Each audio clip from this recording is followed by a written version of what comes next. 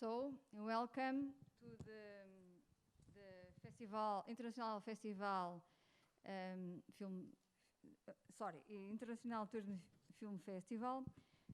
Welcome to Viseu.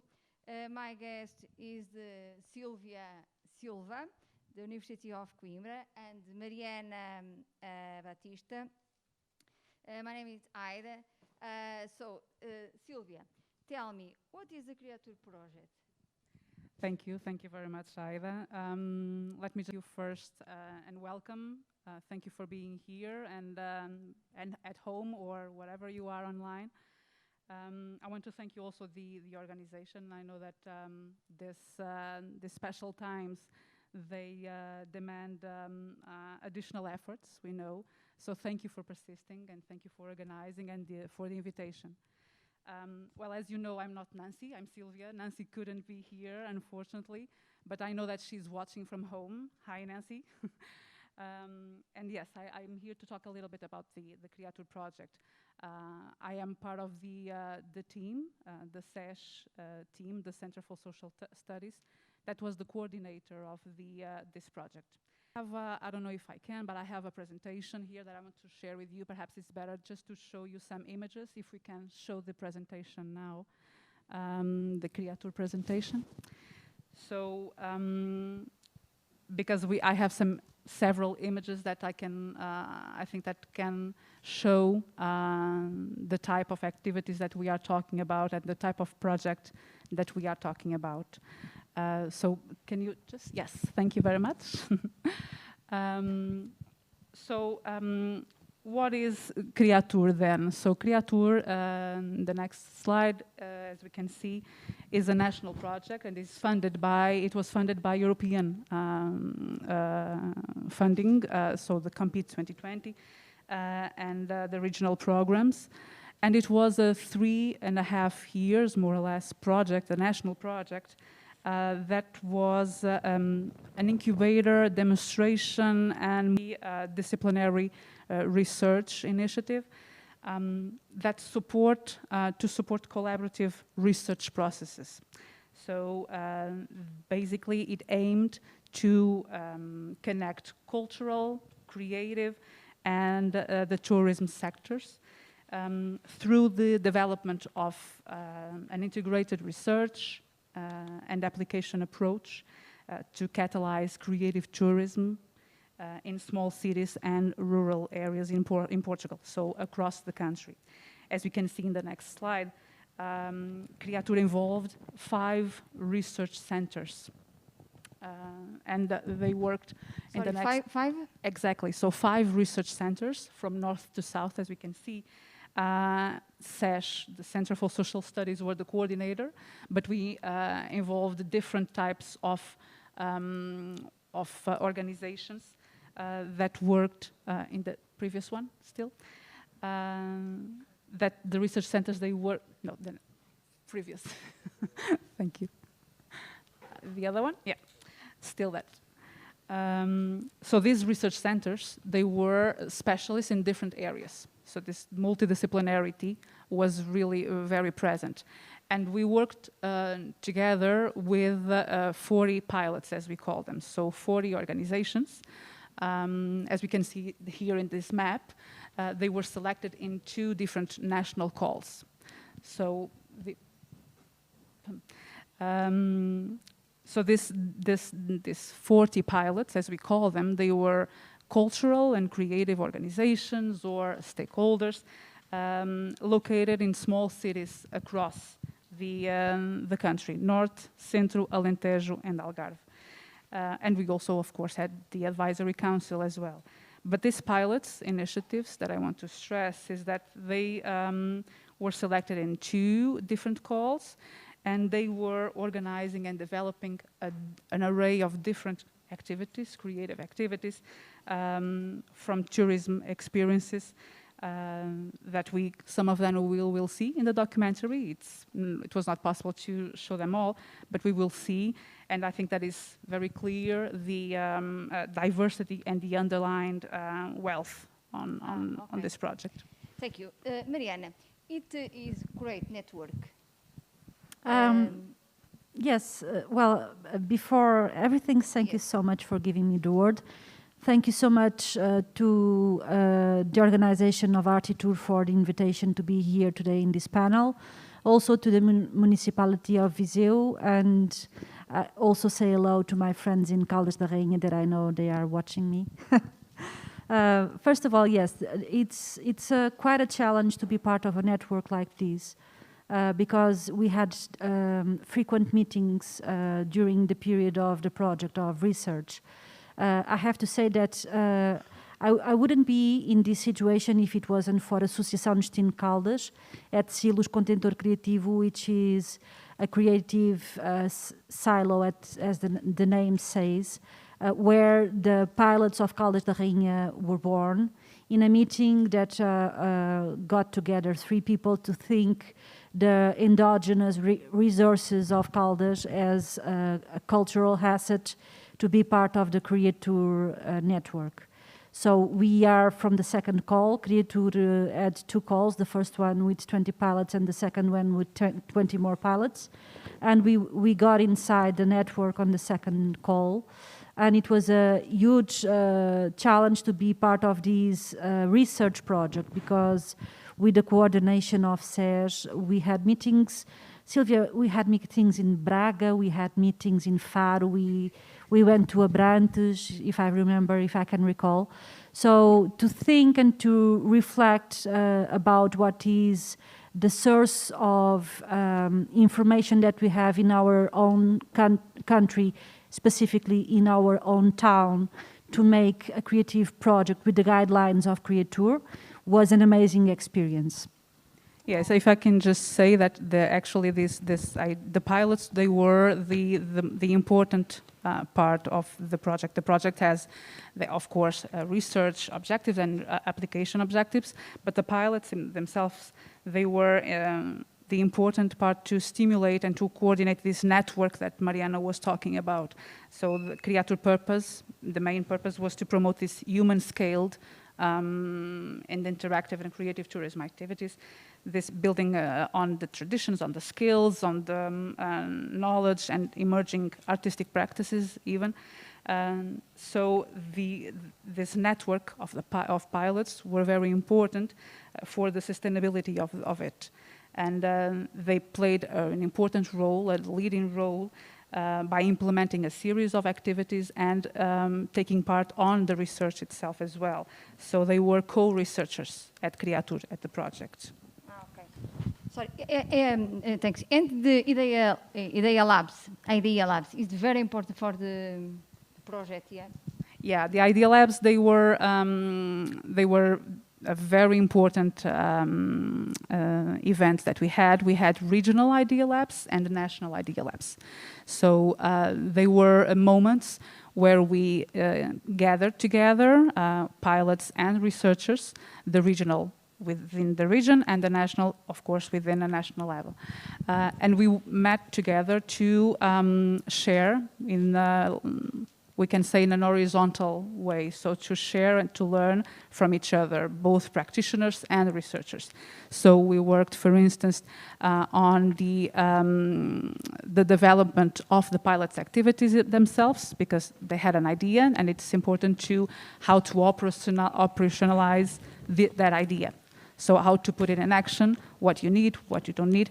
And it was really important for us to, and for all, to share successes and what do better, what you should do, what you shouldn't do. So this was an in-person moment that we could all learn, and it worked very well to develop the activities themselves. Mariana, in the project, don't have a backstage. The participant can be artists, and the artist can be participants can be artists, and the artists can be participants. It is the essence of the project. Maybe if we go a little bit deeper in the experience that we had in Caldas da Rainha, I can try to explain what is the co-creation of that Silvia is referring as one of the requirements for this immersion in the territory. So what we did in Caldas da Rainha and what we launched as 3 pilots to emerge in our identity of the culture of our city, we created, well, we had a focus group with a group of people that know very well and deeply the history of our city. And we created 3 projects, one with the origin in the theater performance with Alter Egos de Bordal Pinheiro, first organized by Cenas de Teatro of Inês Foto. She's an actress that performs 3 alter egos of Bordal, the ceramic artist from the 19th century. And she developed this performance, and in the end we had the so-called experience of co-creation, where we could design a tile with a specific technique, and the tile would be glazed in the oven, and then we would send it to each one of the participants' house as a memory of the experience in the territory. This makes that either the participant is co-creating as an observer or is also a teacher, because there is always a moment where you can change experiences with the other participants of the workshop, and that makes that we are all together in a kind of a brainstorm. The second experience was around José Malhoa, which is, as you know, a naturalist painter that was born in Caldas da Rainha. And what we did, we invited, there is a special canvas of the 19th century that was the first award of naturalist painting for José Malhoa as a young artist. And we invited the community of Caldas and also the tourists around to go into the forest of Caldas da Rainha and to exactly define where is the place where that painting was done. Of course, this is quite subjective, because after more than 100 years, the vegetation and the lights and all the layout, it's totally different. But the magic of this project was that everyone there had his own idea of where the painting was done. And this makes people to think and to go backwards in time and to imagine how it was possible to do it, what type of techniques he had to develop until the day of today. The third experience was an experience of design in the Fruit Market Square that actually was worked very well, because we invited the participants to observe, first to watch, which is different than see. To watch and see are different skills. You have to know how to observe so that you further can design your own interpretation of what it is, the design in the Fruit Market Square. The Fruit Market Square is a very characteristic cultural activity, but it's an economical activity of selling fruits and vegetables in one of our squares in Caldas da Rainha, which is specifically the most old open-air market in the country. And it's the heart beating of the city. So we couldn't participate in an experience with Art&Tur without bringing with us the knowledge and the tradition of these vendors that today go to the fruit market at 6 o'clock in the morning to sell their fruits and vegetables. So yes, of course, it's a co-creation. It's all over the process, either because the observer has to have this critical sense to analyze, so they then can create and propose different options of interpretation, artistic interpretation. Okay. Well, so Sylvia, tell me about the Rota dos Abrigos. It's a different activity, but... Yeah, the Rota dos Abrigos was one of the pilot activities. It was developed by an association, Associação Luz Linar, and it was in Feital, near Guarda. And it was a very interesting one, for instance, because it's actually an interesting example. As you can see, the power and the importance of this kind of activities, the cultural tourism. So just to let you know, we see this project more than a tourism project. So it's a project that interlines sub areas that sometimes they are not working together. Sometimes they are actually contrary to each other, but we feel that they work together and they should work together. This interconnection between culture, tourism and local development. And we could see on that, the Rota dos Abrigos, for instance, the local development and the power to enhance and to engage locals. For instance, I can tell you a story that over Rota dos Abrigos, we could see the shepherd shelters.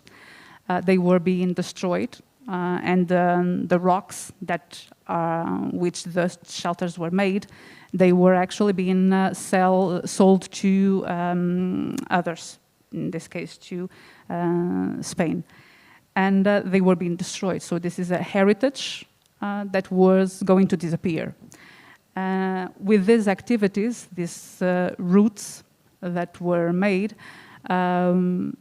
people they started to look at, okay, so this is actually important. Somebody is looking at this and they are giving importance to it. So what happens now is that it's the locals, the ones that previously, some of them, of course, we are talking in general terms, but some of them, they were selling and destroying a little bit these shepherds. Now they are keeping them and they want to keep it. They have pride on them. So this happened in this case, for instance, but it happens that we could see it after in the documentary, if you didn't have the chance to see, that this proud and this self-representation, community self-representation, it's a very empowerment mode to see tourism and to see this local development. Yes.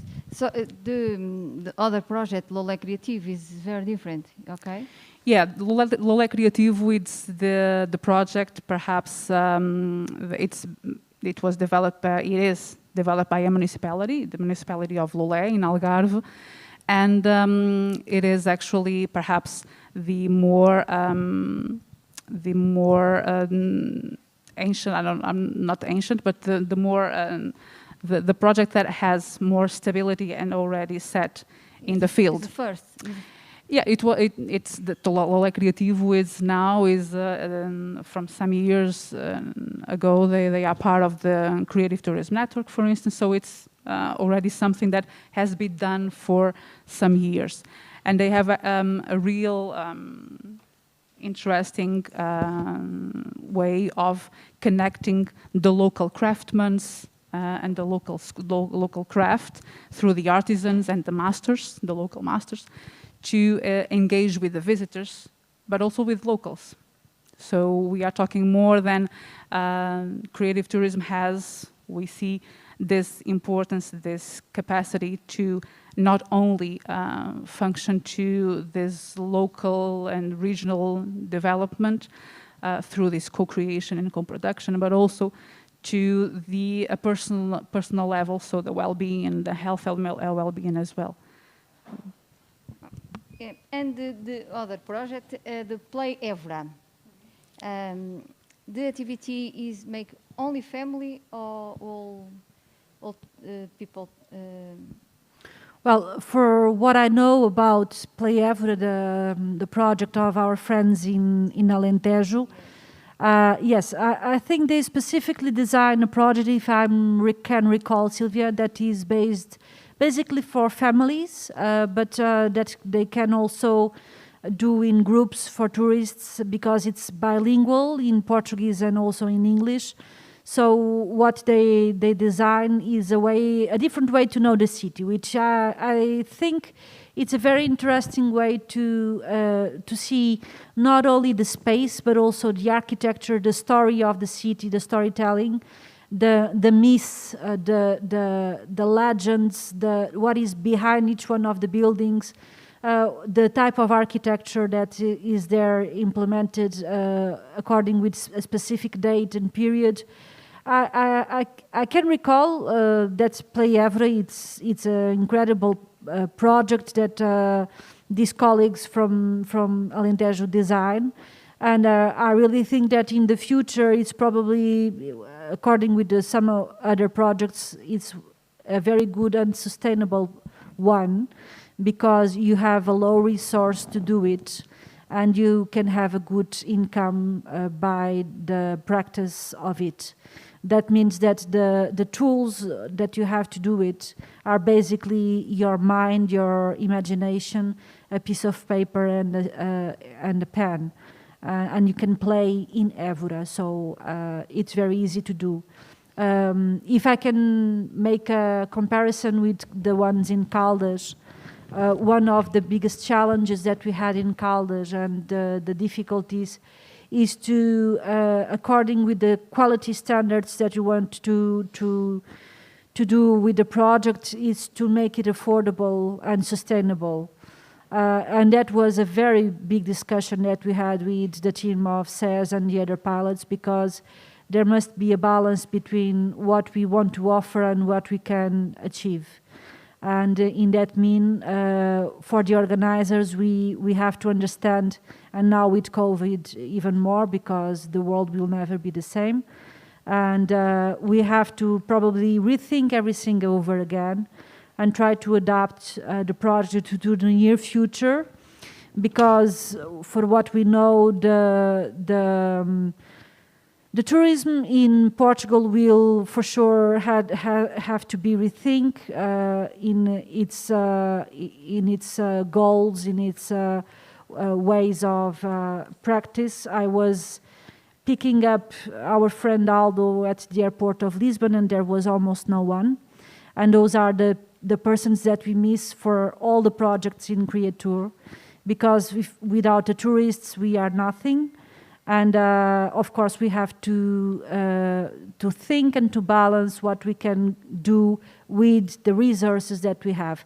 And the case of Évora, it's one that is very well thought. I can just add just a small thing, that just to let you know that we have those, for instance, just to see the range of organizations and also activities. So we have, for instance, in the case that you brought, Lola Criativo, that is already a settled project, but we had new projects. That is the case of Caldas, that was built and developed for the project, for the Art&Tur project itself, and the case of Play Évora too. So it's a different way of looking and enjoying. In the case of Play Évora, it's a new way of doing and knowing the city.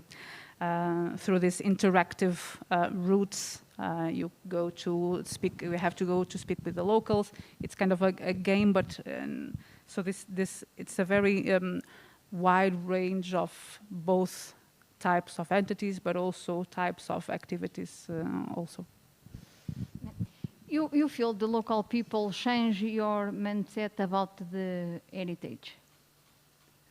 If the locals change their mindset about their own heritage? Yes. Well, for instance, the example that you were talking about, the Rota dos Abrigos, the routes, it's one of those examples. But also we had others in Vagos. Also we, for instance, this is one of the examples that are in the documentary that you see, that people start to look at their own images quite differently. And the sense of pride that I was talking about. But I'm sure that Mariana also have examples from in the field that she could talk about some of the changes, or not changes, but starting to think a little bit differently. Yeah, it's in our community, which as a base, Caldas da Rainha, it's already a very creative community. We have to think. We have a school of arts. 30 years ago, it was founded in Caldas da Rainha. And we have all the heritage of creativity that comes from Bordalo Pinheiro that I referred previously. But not only Bordalo Pinheiro. We had a lot of ceramic artists that developed a certain kind of design. And that kind of design was transformed into an asset for the industry of Caldas. There is a brand, a type of brand in Caldas. There is a school of artists in Caldas. So for us, creativity, it's quite a very important asset in our community. Of course, with the project that we implemented there, the 3 pilots that we did, and for the future, this builds a different kind of awareness and knowledge of how to interpret these values into, we can say, product. In tourism, I think it's reasonable to say a tourist product, not as a cultural product, but as a way that we can transform these results into something that we can touch, that we can feel. Either is a tile, or either is a cloth bag, or it's an interpretation of a site that we start to understand in a different way. For example, when we did that walk along the forest in Caldas, I think the people that were there, and we were more than 30 people in the group, no one could look at the painting of José Malhoa with the same point of view than before. Because making that tour around the forest, it's like you go back more than 100 years in time, and you understand that that person was in the same place as you are at the moment, but in a different time. And for that is maybe what all artists want to achieve, it's immortality, and that someone can think about them in a way that is honorable for their work. Either is a ceramist, or a designer, or a painter. In Caldas, we have all that heritage, and it's very easy for the community to feel and to talk, and also to be provocative, and to be very, sometimes rebel in the way how they express their feelings and their goals for the community. It's always a very creative and a very interesting process. And it's along all generations. You can see it in the kids of the School of Arts, and you can see it in the people. While you read a chronic in the newspaper, you understand that there is a different type of person in Caldas da Rainha than in any other kind of place in the country. And you know the feedback of the project? Yeah, well, we did a questionnaires. That was one of the obligations. It's statistics, it's information, it's having the feedback of what we are doing in the field. We had a long discussion with Art&Tur organization because they really needed that information, and for us was also very important. What we felt was that, yes, there is a different way to look at the same activity before and when it's explained why the people are there and what they are doing. They understand it, and they can then progress and see it in the future in a different way. We had a lot of statistics and a lot of data to process, because Art&Tur not only did the management of all the process, because it was an application that you had to run, but they also edit a book, and the book is full of knowledge, it's full of information. And of course, each one of the pilots had to respond to a questionnaire with the community with who they were working with. Yeah, so the project, as I said, so it was an application project, but also a research project. So in the application part, we aim to catalyze this network of creative tourism organizations and activities to inform and to form their development and link with each other for this development of a national network. But on the research part, we had also this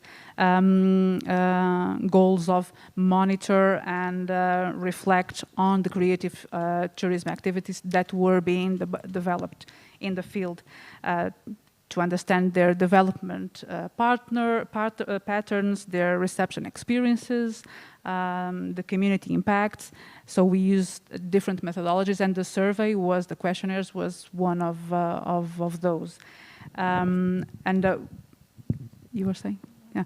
And the survey, we collect, I can say, 930 questionnaires from visitants. If we think that we are talking about small-scale activities, so smaller groups, it actually is a number that we can feel proud of it.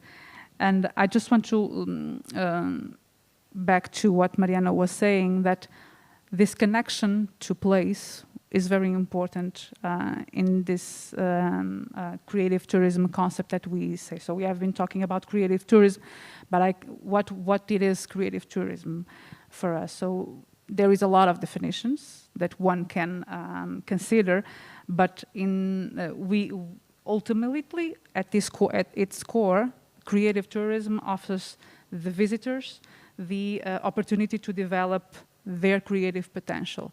So it associates the possibility to offer visitors the opportunity to develop their self-expression and creative potential through participating in different workshops in different areas, since visual arts, performing arts, gastronomy, or others. And each of them characteristic of the place, of the locale that they are taking place. So essential features to these are actually these strong links between creativity with the locale, people and place, and this engagement with the local culture and local community. And we see impacts that they have, social, economic, other, that are taking, they are real, even for the locals or for the visitors. I remember, for instance, one of in the questionnaires, we have an open question that is the usual one for people to let them their feedback if they want. And I remember one when I was looking and inserting some of the data, that it was one tourist. Well, it was from outside the country, and he was participating in it was in the mosaic workshop, and he left the feedback saying, "Well, thank you very much." In Coimbra. Yes, exactly, in Coimbra. Coimbra. Yeah, and he was saying, "Oh, thank you very much for the opportunity to participate in this activity, in this workshop." Through this activity, I was able to reconnect again with my daughter. So it's powerful. It's some things that are powerful, you know. So not only for the locals, for the community, but for the tourists as well. And we see an increasing movement now for travel for well-being, travel for self-expression and the potential creativity of one's participant ones. So that's a real thing that we also saw. So how many people involved in project? So if we think that it was 5 research centers, 30 researchers, more or less. Not all full-time, but yes, 30 researchers, and then 40 organizations. If we think that they are at least 2 per organization, so 80 people from the pilots, at least, plus 30 researchers. Yeah. 110. And the artists? Well, the artists that we had, 2 performers, 2 actors, an actress and an actor. We had a fine arts artist, Constança Betancourt, José Ramalho, around Hugo Branco. So we had around 5 people to work with us. And of course, our specific project was the 3 pilots depended a lot in human resources. So we had to subcontract people to help us to have that experience that we idealized in the beginning. So with our 2 members of the coordination, it's 7 people. So the artists share your knowledge? Yes, they love it. They love it. I think that the biggest purpose of making a work of art is to be exposed to the public. You are only recognized as an artist when you have the possibility to expose your work to the public. If you don't show it, you will never be recognized. That's the biggest deal. So everyone that works with Associação de Destino Caldas in Caldas da Rainha, with the mentor Nicole Henriques, is much more than me. I'm only a part-time collaborator in this project. We were just yesterday talking about it. He works with more than 50 artists in simultaneous in his project. So yes, for us in Caldas da Rainha, it only could make sense if you work with artists, and the artists of our city, they are all anxious to share their knowledge, their vision, their passion, and also to be sustainable as the work they do. Because for us, one of the goals in this initiative was also to make it affordable and to make it possible for everyone.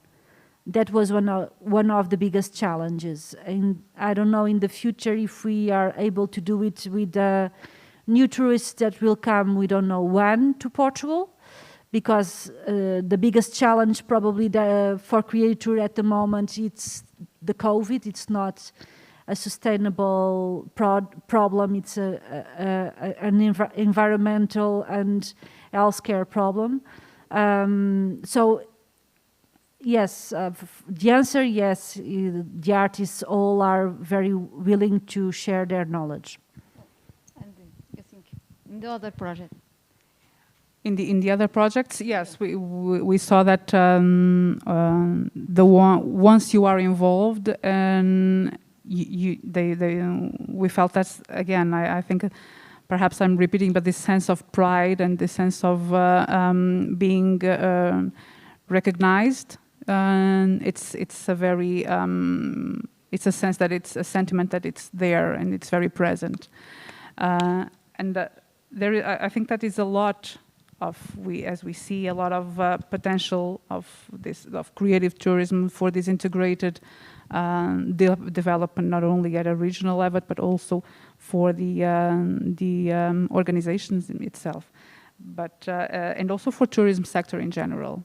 We think we found that creative tourism has this significant potential of inspiring for new ideas, for the revitalization of the local culture and heritage. So these new ideas, they are inspiring, and at the same time, I think that we can see that they are this possibility of reimagining this self-representation. It will bring and provide a lot of cultural, social, and economic added value for these smaller places. Of course, there are challenges, a lot of challenges. We can talk about them as well. Sylvia, I also would like to add that in a city, in a small cosmo, if you do initiatives like this, it's the beginning for other people to look at you in a different way. Yeah. And for them to start also doing their own projects. And it's like we need teasers everywhere. It's like a teaser just to show how to do, and then people will follow the same example. And it's a good leadership, I think. Yeah, and this sense of reimagining the community, the identity. We talk about a lot of identity, but we can talk about identities. And so this reimagination of the identity of the community, or the, if we talk in a smaller perspective, the organization, for instance, as well. But yeah, so we found that it is feasible, but of course it needs, it requires some attention to several items, to several aspects. I can say that, for instance, in smaller places, as we are talking about, because Creatur was focused on smaller rural areas or smaller density. Exactly, yeah. We noticed that it requires a significant attention to, for instance, capacity building, training and mentorship. It's an important aspect. Also, dedicated resources for marketing, collective marketing, and not least important, time to deepen the networking and the development of partnerships, because this networking and this to be connected with each other, we found that it is vitally important, as if we can say, especially for entrepreneurs that are working in rural or remote areas, as we are talking now. And it takes time to move from this awareness of others to the development of a community of practice, for instance. So this time to deepen partnerships and networking, it's a very important aspect to, is feasible, but yeah, needs time. So I think it's time for show the film. Okay. So the documentary, I can talk a little bit about it. Can I just say one small thing about the I think that we can't lose, we can't run away now from this COVID and this pandemic situation that we are.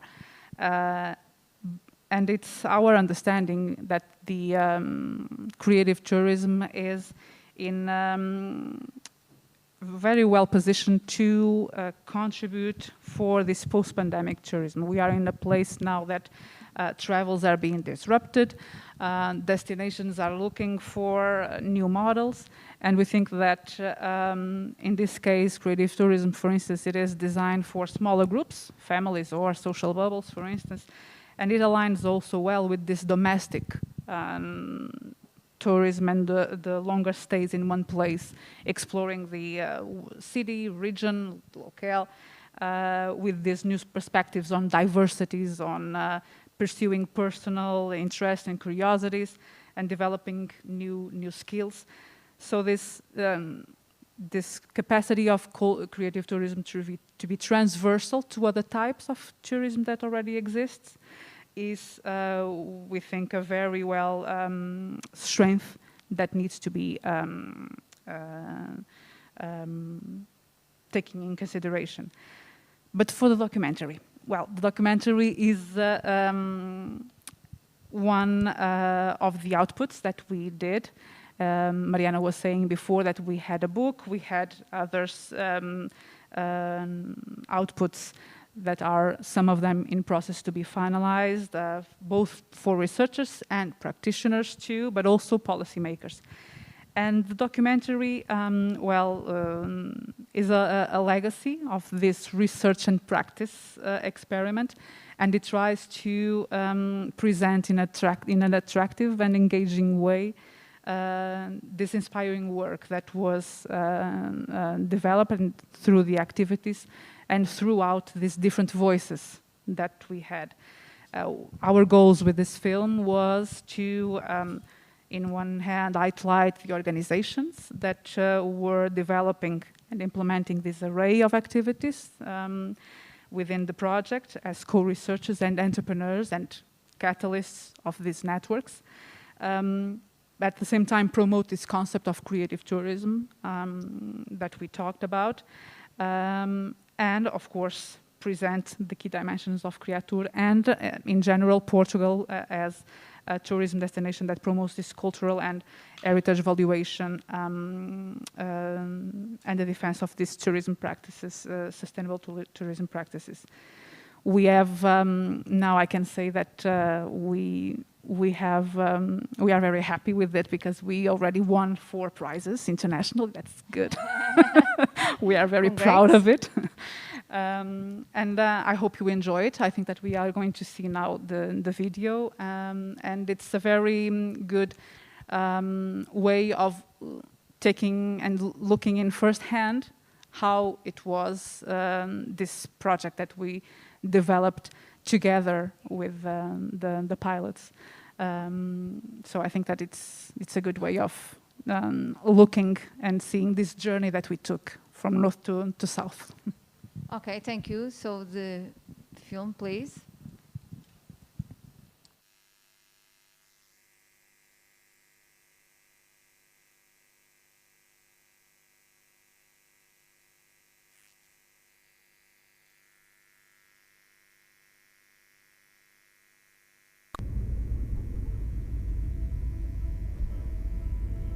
Acho que engordei, mas adorei estes dias no Alentejo. Estamos finalmente de regresso a casa, depois do último dia de filmagens para o documentário Criatur. Pá, perdi completamente a noção do número de quilómetros.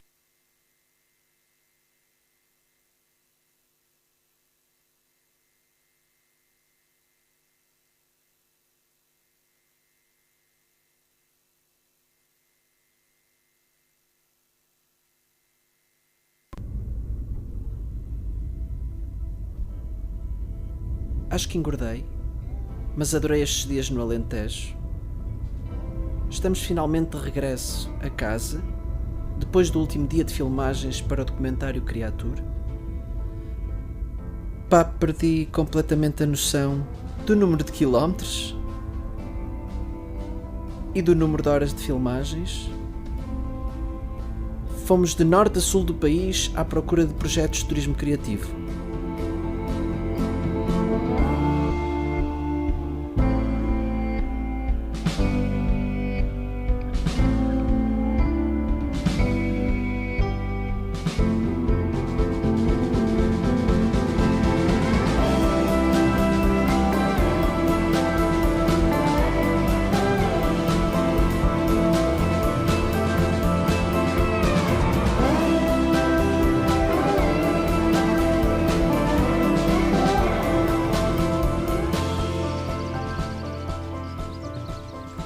Creative tourism connects active participation in creative activities with travel.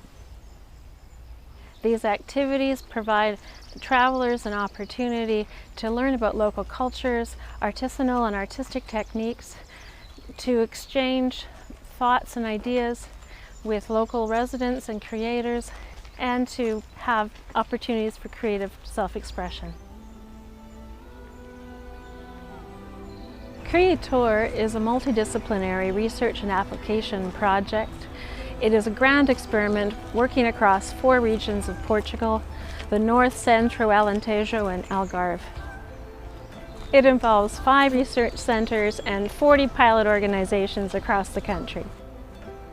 And it aims to be much more than a tourism project connecting culture, tourism and local and regional development. O entendimento do turismo criativo por parte do Criatur envolve, de facto, 4 dimensões e foram estas que nós procuramos nas atividades que os pilotos estavam a desenvolver, que são a participação ativa, a possibilidade de aprendizagem por parte dos visitantes, uma autoexpressão criativa e também, muito importante, uma imersão no local e na cultura, nas tradições, nos lugares.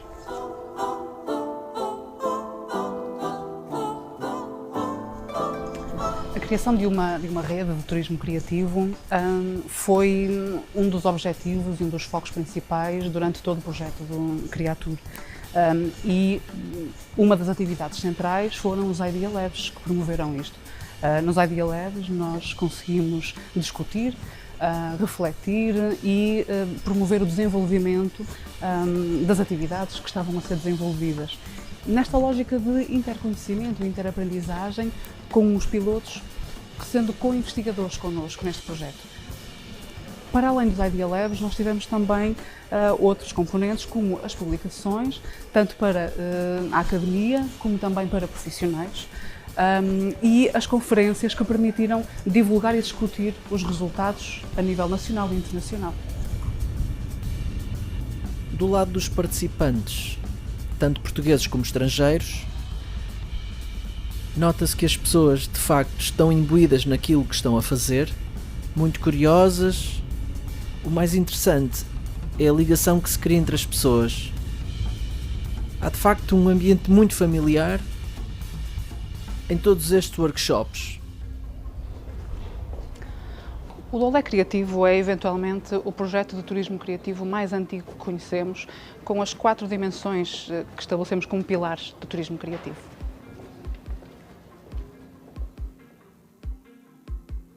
Hoje o Lolé Criativo organizou 3 oficinas.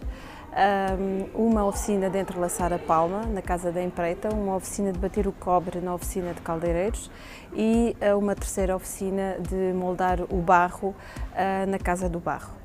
O Lolé Criativo é um projeto que pretende divulgar um bocadinho as nossas artes e ofícios tradicionais, dar a quem nos visita a possibilidade de experienciar um pouco da nossa tradição loutana, perceber um bocadinho mais da nossa identidade local e, portanto, nós temos vindo a desenvolver workshops nestas 3 áreas que permitem às pessoas não só de ver e de adquirir os objetos genuínos, mas também de aprender as técnicas e poderem reproduzi-los eles próprios. Faço uma data de coisas criativas, fotografia e filmagens, etc. E queria fazer alguma coisa mais palpável com as mãos, criar alguma coisa com as mãos. É claro que uma pessoa faz tentativas e depois faz falhas, não é? Mas vai-se aprendendo. Nem todas as atividades são fáceis. Estou-me a lembrar daquela vez, na Casa do Barro, em São Pedro do Corval, em que não só custava pôr a roda a andar, como estar a moldar o barro ao mesmo tempo. É muito mais difícil do que eu imaginava, muito mais difícil trabalhar na roda, fazer a peça do princípio ao fim, todo o processo que é muito técnico e muito criativo também é extremamente difícil. E daí esta arte ser tão importante. Porque o barro parece que é fácil de centrar aqui, o barro não é, o barro é muito difícil de centrar. E então há um jeito para a pessoa quando é aprender, firma aqui o cotovelo no quadril para a mão estar quieta. Esta mão estar quieta e com esta já vai aperfeiçoando o barro, está a perceber? Ao ver o mestre com aquela destreza toda e aquele profissionalismo, eu achava que chegava ali e ia fazer igual. E portanto, a pessoa apercebe-se de que ali estão muitos anos de uma técnica que é muito difícil aprender, mas faz muito bem à alma. Experimentar estas iniciativas são de facto de valorizar, porque se não o fizermos, elas acabam por morrer com o tempo. É uma forma de voltar aos tempos antigos, que tinham coisas maravilhosas. Ao longo desta viagem pelo país, nós tivemos a oportunidade de conhecer pessoas com histórias fantásticas. Por exemplo, o Nuno Coelho, ele vivia e trabalhava em Lisboa e mudou-se para Alcoutinho, no interior algarvio, onde se tornou pastor. É um sonho de criança de vir viver para Alcoutinho, por gostar aqui da região e por acreditar neste projeto que estamos a abraçar em torno da cabra algarvia. A cabra algarvia, portanto, tem um grande potencial a nível de qualidade do leite e está adaptada aqui à região, portanto, em termos de alimentação também está bem adaptada, consegue comer um bocado de tudo aquilo que a terra dá. Portanto, estamos a fazer passeios onde demonstramos a forma como se faz o maneio da cabra algarvia, em termos de pastoreio, da ordenha. Isto é mais difícil do que parece. Eu vou fazer outra vez. Não. Agarras assim.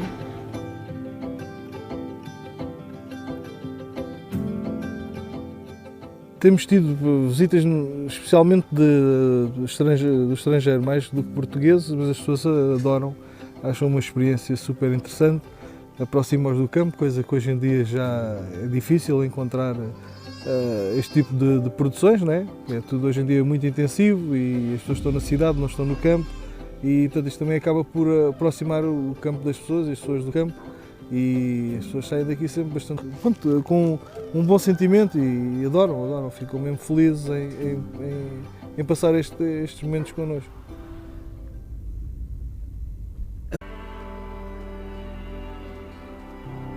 A feltragem consiste basicamente na compactação das fibras da lã de forma a fazer um têxtil, que é na verdade o têxtil mais antigo da humanidade, foi o primeiro têxtil que os humanos conseguiram produzir, e basicamente as fibras são dispostas umas por cima das outras, são massajadas e compactadas, e dessa forma é possível criar textos que na verdade são um bocadinho textos impossíveis, não têm costuras, são formados um pouco mais como o barro do que aquilo que pensamos que é um têxtil.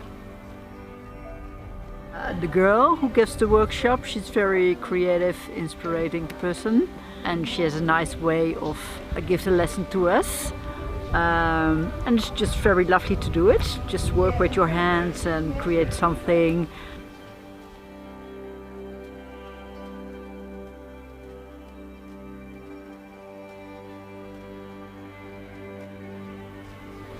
This workshop was about the effect of sound on the human psyche. I'm a sound designer and musician, and we practice poetry via psychiatry, or the other way around.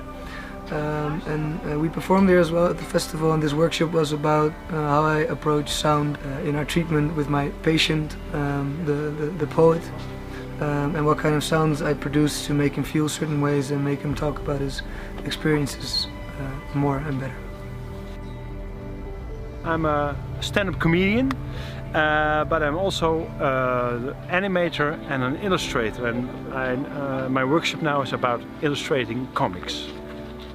Well, I really enjoy being creative here in this country, because we can enjoy the view, we can enjoy the food here, but I'm always creative in my head, so I can't shut that down. I don't have to push it in my holiday. It is the holiday, so I'm getting happier every day. Para encerramento do festival, há uma festa na aldeia de Faia, em que festivaleiros e gente local se reúnem para um grande convívio. O que é muito interessante observar é esse encontro entre uma cultura rural tradicional portuguesa e a cultura urbana e contemporânea dos festivaleiros.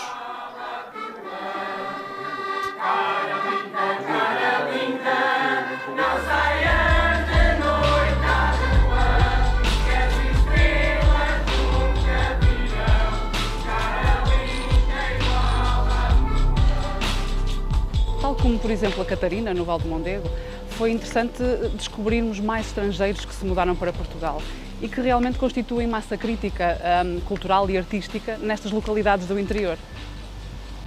Por exemplo, em Val do Ferro, no concelho de Odmira, conhecemos um casal alemão, a Helga, que é joalheira, e o Walter, que é escultor, que organizam workshops para os visitantes. And in this workshop I want to give the participants the possibility to experience basic techniques of jewelry. It is hammering, like hammering, sewing or filing, and also soldering. And it should be also fun and joy just to experience and to see what we can do also with wire, with basic materials, wire and sheets of brass and copper.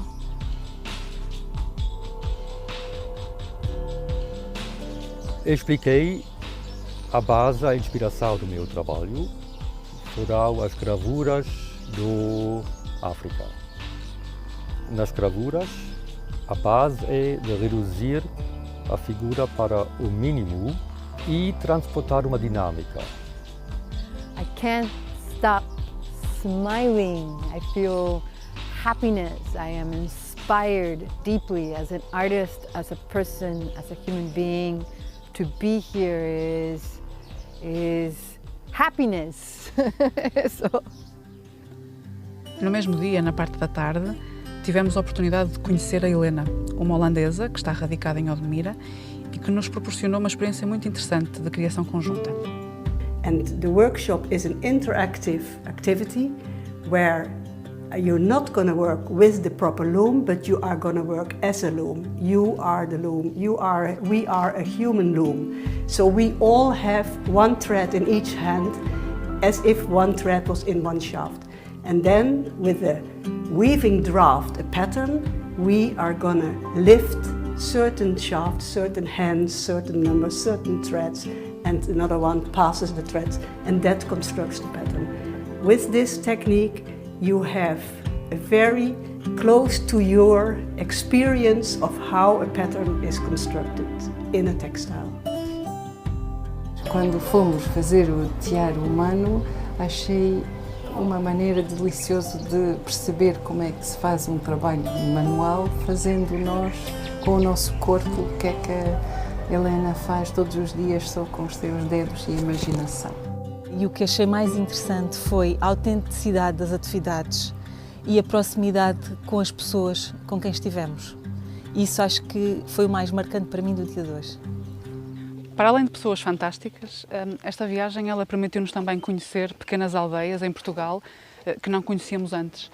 Podemos recordar, por exemplo, o São Briços, onde pudemos aprender a arte de trabalhar o vime para criar comedouros e ninhos de pássaros que depois serão colocados na natureza. Ou seja, para além de recuperar uma arte local, temos aqui também uma atividade com uma grande consciência e preocupação com o meio ambiente. Creo que es súper interesante hacer este tipo de actividades porque te conecta un poco con la comunidad del sitio en el que estás, al que has ido, ¿no? En el que estás viajando. Y la cosa es que muchas de estas actividades que son tradicionales han perdido público joven y es importante que sea intergeneracional como esto, ¿no? I think it's pretty cool to do something that is involved with nature and also human work. I'm happy that I did something like this because I know that the birds will have a safe place to sleep, to eat, and it's like being one with nature at the same time. And I'm pretty sure that I will love to try it again. E lembras daquela vez que tivemos que ir, em pleno agosto, às Caldas da Rainha? Estava um calor insuportável.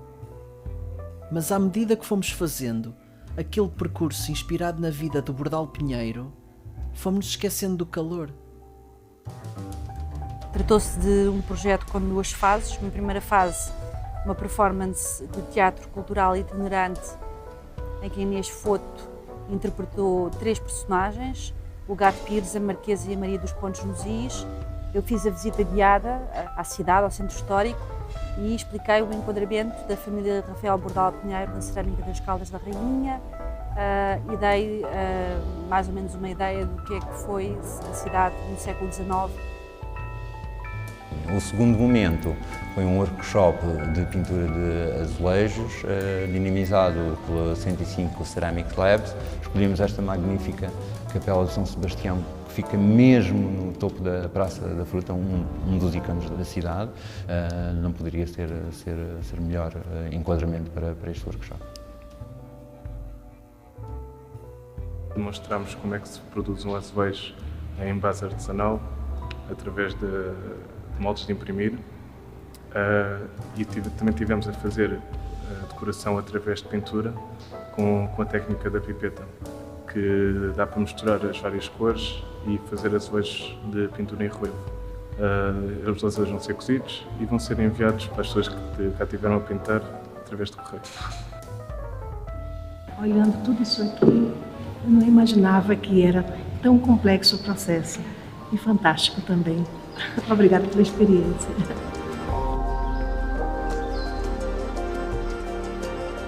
Os museus, eles são tidos como estruturas um pouco estáticas, onde os visitantes observam, adquirem conhecimento, mas não existe muita interatividade.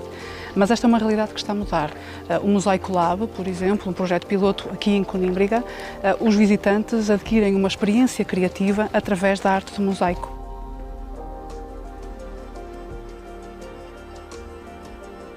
O património romano, no seu tempo, também era uma expressão de criatividade. E, no fundo, os workshops de mosaico o que permitem é atualizar esse âmbito criativo e permitir às pessoas, hoje, explorarem a arte do mosaico, a linguagem que está inerente e terem uma relação muito diferente com o património. O turismo criativo é extremamente importante para estes territórios de baixa densidade, porque mostra-nos como se pode desenvolver uma ação estruturante de inovação territorial, social e muito mais que um turismo cultural, desenvolver um turismo que promove a estadia por mais tempo dos visitantes, a sua ligação com o território, com outras áreas do património. Acho que engordei, mas adorei estes dias no Alentejo.